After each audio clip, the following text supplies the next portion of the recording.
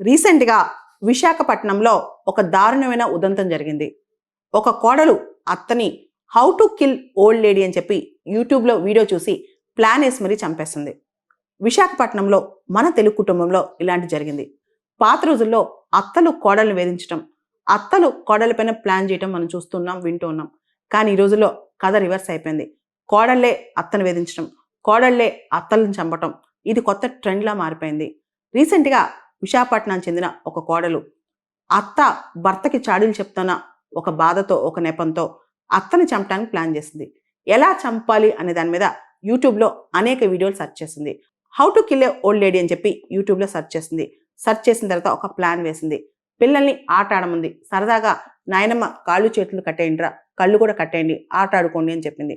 తర్వాత మొత్తం పెట్రోల్ పోసేసి నిప్పు అంటించింది. పోలీసులు కూడా ఫస్ట్‌లో చిక్కలేదన్నమాట.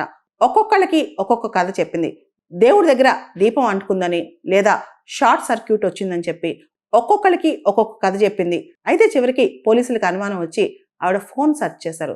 ఫోన్‌లో ఆవిడ చాలా సార్లు how to kill A old lady అని చెప్పి సెర్చ్ చేసి చూసిందనమాట.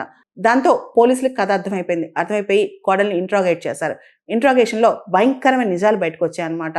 మొత్తం ప్లాన్ చేసి ముందే తెలివిగా పిల్లల్ని కాళ్ళు, చేతులు, కళ్ళు కట్టేయమని, ఆట ఆడమని, ఆ తర్వాత తనే పెట్రోల్ పోసేసి టీవీ సౌండ్ విపరీతంగా పెట్టి అత్త అరుస్తున్నా అంటే అత్త అరుపులు కూడా బయటికి వినపడకుండా ఎక్కువ టీవీ సౌండ్ పెట్టేసి అత్తని పెట్రోల్ పోసి నిప్పంటించి చంపేసింది కోడలు.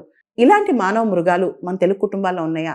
ఇంత భయంకరమైన కోడలు మన తెలుగు కుటుంబాల్లో ఉన్నారా అంటే అవునని చెప్పాలి.